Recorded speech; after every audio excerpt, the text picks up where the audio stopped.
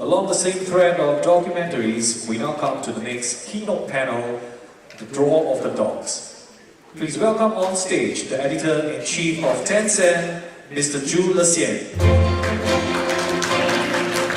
Executive Vice President and General Manager of Asia for the BBC Worldwide, Mr. David Whalen, the CEO of Blue Ant Media, Ms. Beatrice Lee, and the moderator for this session, Senior Reporter from C21, Mr. John Elms.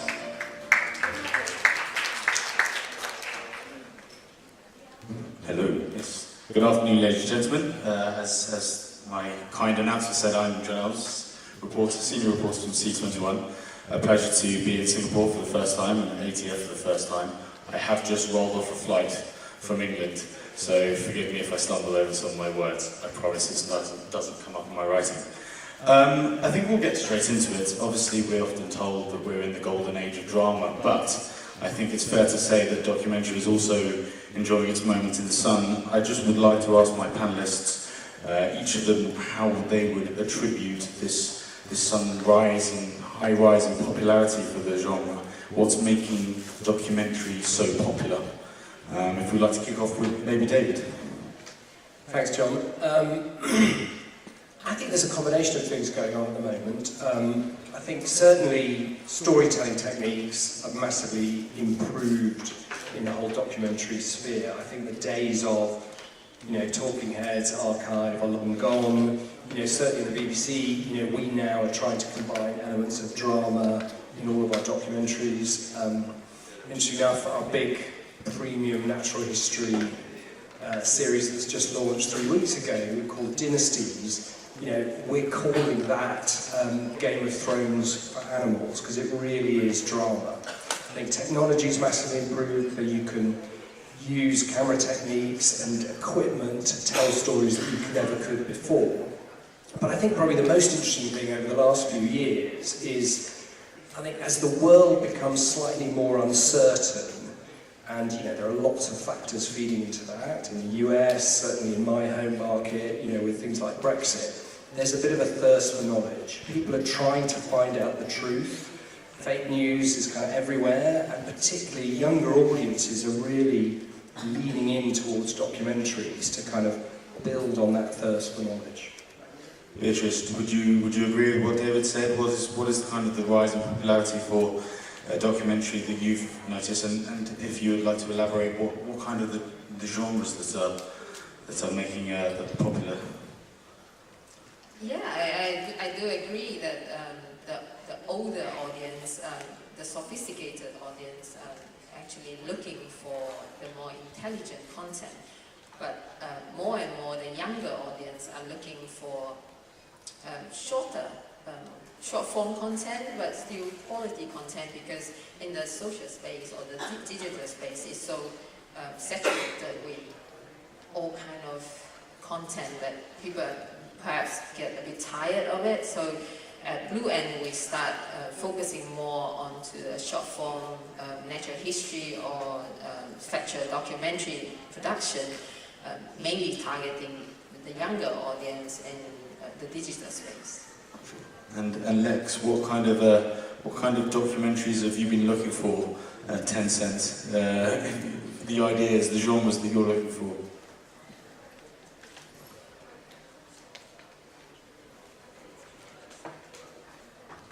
Sorry, my English is very. I need a translation. My Chinese is imperfect. 我们一直，我们和 BBC 有过非常多的合作。我们最先寻找的是全球的一些比较大型的一些纪录片，比如说我们和 BBC 之前已经 co-production 的一些，像《王朝》，现在正在上映，还有之前的《蓝色星球2》，还有《地球脉动2》。So for us on Tencent, I think we are into bigger scale productions. So we have collaborated with the BBC on some productions recently. For example, the Empire, and also Blue Planet Earth, Planet Earth 2, as well as the Earth Pulse. 在腾讯腾讯视频是中国最大的一个在线视频平台，它目前有8200万的付费用户，在全球仅次于 Netflix。我们从我们的用户来看，它基本上分布在18到29岁的年轻人，然后这一部分观众大概占到70%。For Tencent, we are one of the biggest online platforms. We are second to Netflix, and we have 82 million paid subscribers. And most of our audience are from the age group of 18 to 29. They form about 70% of our viewers. 那么，面对青年用户，我们目前主要会倾向于2个方向的节目，一个是与文化有关的美食、旅游，另外一个就是潮流，与文化有关的潮流类节目。And for the audience in this age group, actually we have 2 major categories. Mainly, it's related to culture. Firstly, would be towards the food and travel, and also towards trends.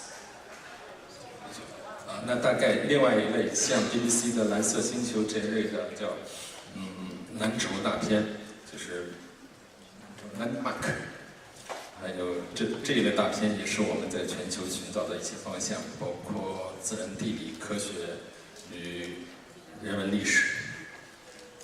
Thank you. And then we also have documentaries, nature documentaries, for example, the Blue Planet.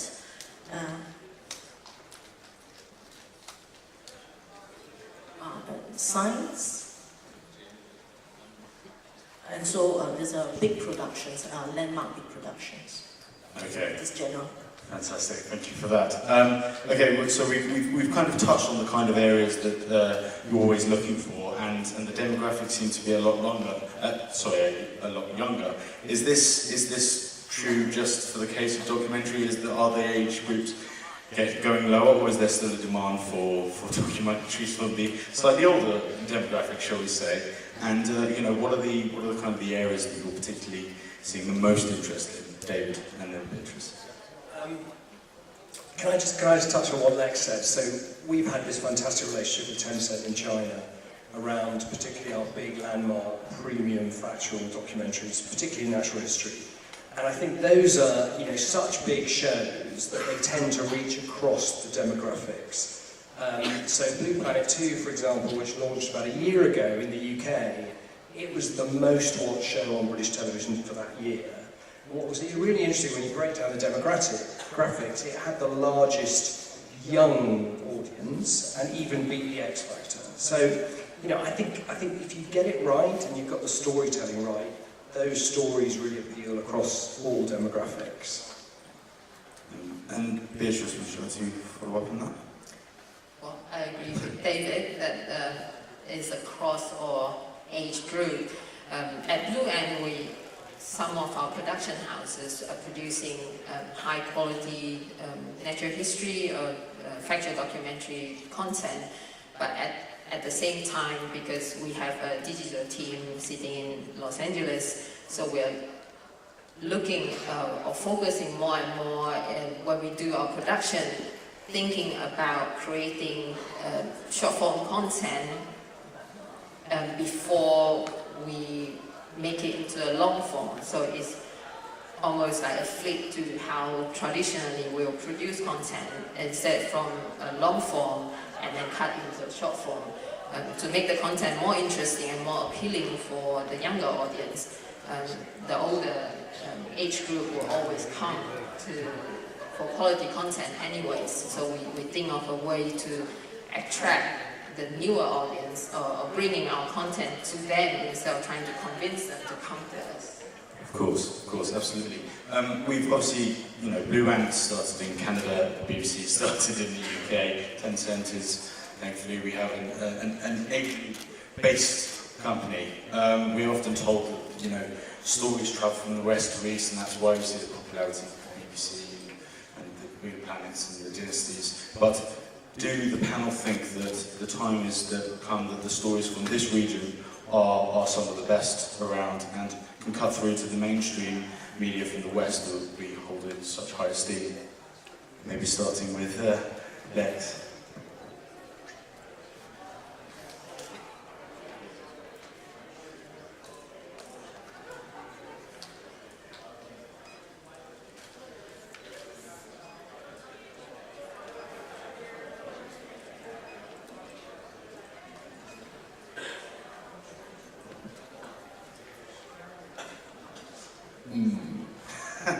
这是一个好的问题，但是我们一直也是以这个全球化的一个或者说国际化的一个讲述方式来做纪录片，因为我们目前也有一部分的资质，比如说我们刚刚在制作的一部片子叫风味人间 Once， 它可能就是按照西方的一些故事的叙事手法，有壮观的景象，然后有非常有drama故事性的、戏剧性的一些东西。我们希望这样的方式，逐渐的做出一部同时能适合东西方的一个作品。那么另外一种方式，这是我们资质；另外一方面，我们也会和全球的一些制作商，比如说 BBC 一起来谈，我们来出一个有一些想法，然后把它通过西方的讲述方式，把它制作出来。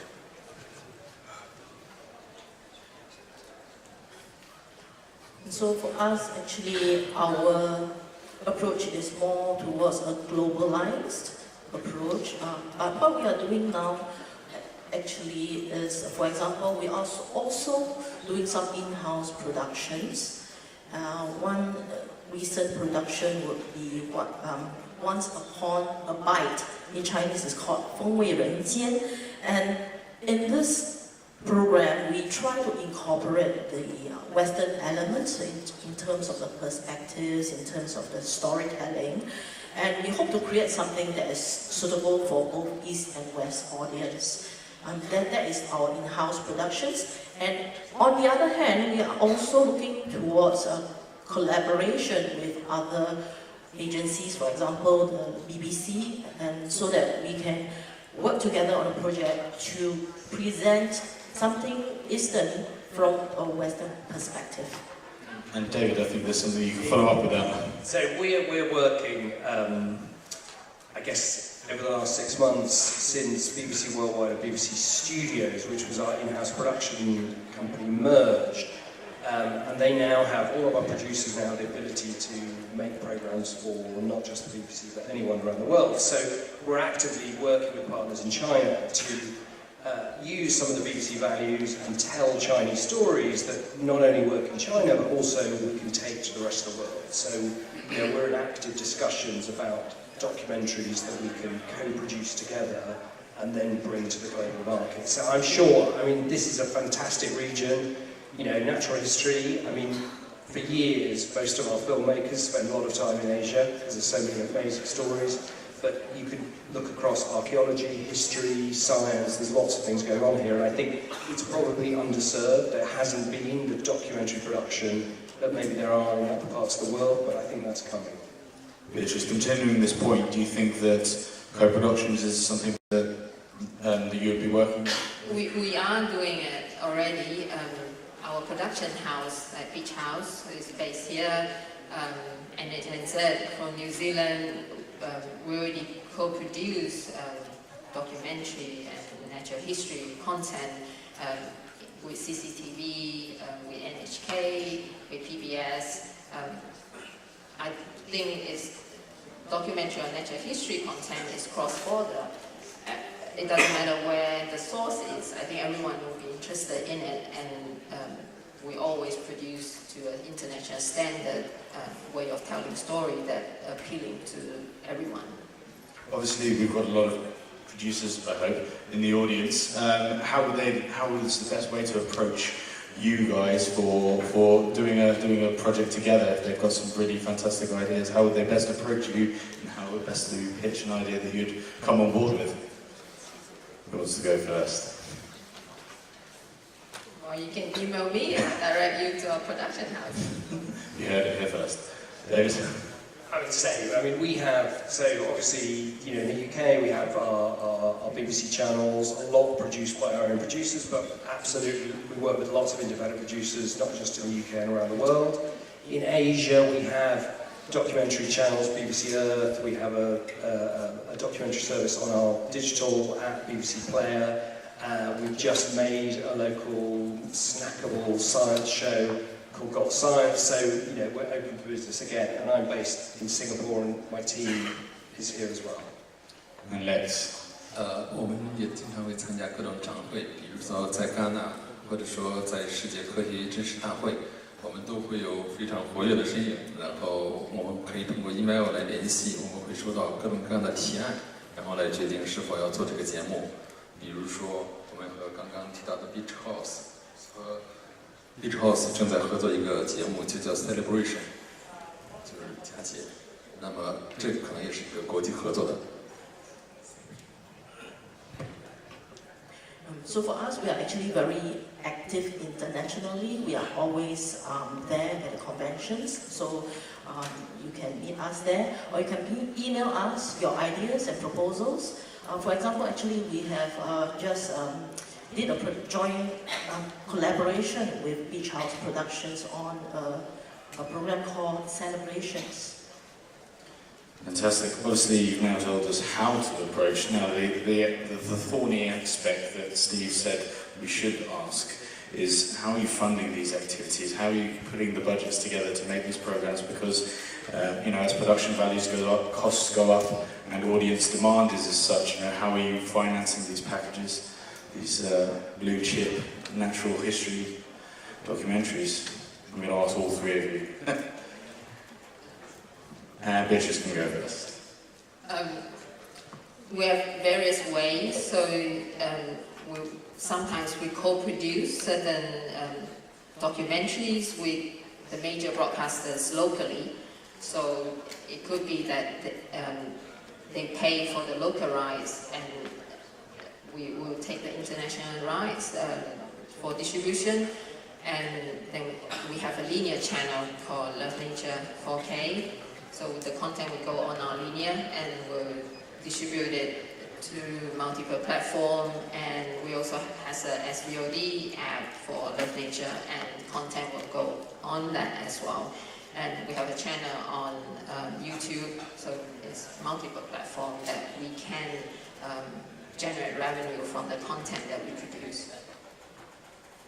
Yeah, I think a lot of it is about co-production and partnership. I mean, you know, traditionally, if you're thinking about these big natural history landmarks or science landmarks, you know, the budgets are increasing, and some of them really are costing, you know, as much as drama now. 4 years in the making, so absolutely we need partners, and traditionally they were broadcast co-production from the US, Germany, France, UK. Now increasingly we've got great partners like Tencent, so digital platforms are coming in because they're seeing the value of that premium factual. But it absolutely is, you do need co-production now, I think, for big documentary series. I think we're going to... Actually, no, how are you putting together these, how are you financing these packages, these documentaries? 我们资金可能更多的是目前阶段是我们的母公司来提供。另外一个，我们也当然欢迎其他的机构来共同制作这种大片。那比如说多方的资金可能会让我们的片子做得更好。Currently, our funding is mainly from our parent company, but we are also welcoming other organizations to partner with us to be involved in a big project. Thank you very much. Before I come on to questions, we've had a few from the audience. I just wanted to ask one more thing. Obviously, it wouldn't be a TV panel without describing the impact of the global SVOD players and the more regional players. How are SVOD services impacting how you make documentaries, what you commission, what you look for in terms of ideas. And I want to start with Beatrice because obviously Blue Ant have an SVOD proposal. At the moment, our SVOD service is more complementary to the linear service that we are offering across the region. A lot of the time, for our SVOD service, we work in partnership with local either broadcasters or telcos, and like I mentioned previously, that we'll make it into a shorter form that fit into the audience portfolio. Depends on the market. So because we own most of the content on Love Nature, our own channel, so we control and we fully control how we distribute the content. Very quickly, I think it really helps. I think, traditionally documentaries tended to be, on free-to-air TV, increasingly at late-night slots, because I think they were perceived not necessarily to deliver such strong ratings, or they were on, genre-specific documentary channels in pay TV. And I think, what SVOD, and not just Netflix, but players like Tencent, some of the Chinese players, have almost democratise that, where documentary now sits amongst drama, amongst kids shows, and I think it gives people a real opportunity to discover content that they may not normally have seen unless they've gone to those particular genre services. One last thing just about our relationship with SVOD is, I think particularly in Asia, where it's a very mobile first market, documentary also lends itself to be available as short form, very easy to be watched on mobile. So a lot of our documentaries we offer in the normal traditional 50-60 minute long form, but also it's quite modular, so you can have it down in 10 or 20 different clips. And we're finding that that's really resonating, particularly with audiences in China, who can then watch the content in lots of different ways. And let's just finally, obviously, Tencent have an SVOD. How is SVOD impacting you in your commissioning in terms of where your stories come from, what stories you're looking for, how you're competing with your rivals?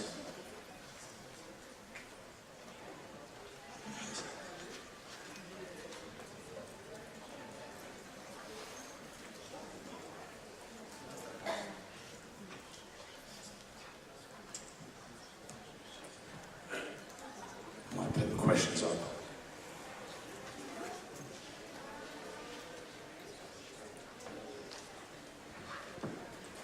Yeah, how is SVOD impacting his commissioning? If we can pass on this question. Never mind. Okay, we're going to move on to the Q&As as we've got just about a minute left. I'm reliably told the first one should be coming off the screen now, but that is clearly not happening. So what I'm going to do is I'm going to read it out. We have seen successful stories about things when they include local or homegrown materials.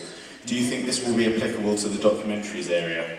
So I think it's the idea of local and homegrown original content in the documentary space. We've obviously seen a lot in drama. Do you think this is becoming even more key in the documentary space? For Blue Ant, or especially for me personally, because we are in Asia, I think Asia has lots of beautiful nature and history and culture. We should actually produce more content that's showcasing what we have in this region and bring it across the world.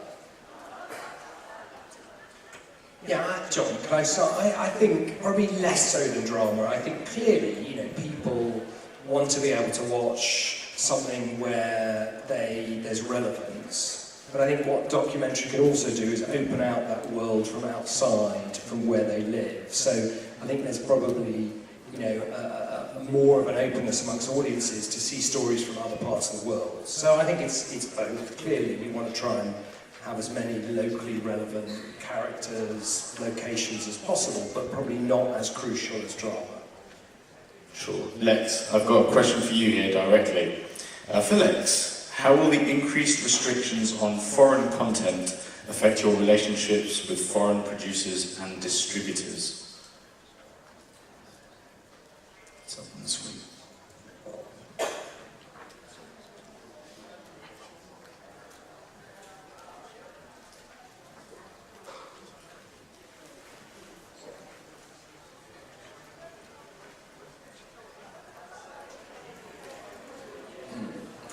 这个问题，我们可能更多的在选择一些全球化的、能够通行的一些题材，因为刚才可能另外一个问题就是说到本土化的问题。